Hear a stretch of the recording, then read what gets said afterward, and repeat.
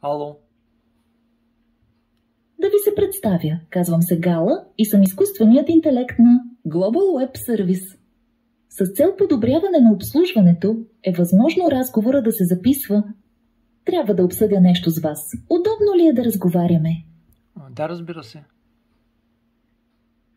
Търся господин Любомир Михалчев във връзка с пратка от фирма Юск, България, която обработва местата на доставка. 4. Дали ще имате възможност да я приемете?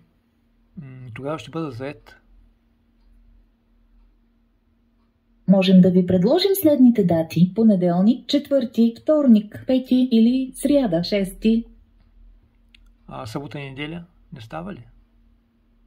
Не се сърдете, но в събота и неделя почиваме. Тогава в сряда. Да, разбира се. Нека да повторя. В сряда, нали? Да, точно така. Благодаря ви за отделеното време. Ще се радвам да се чуем отново. До чуване!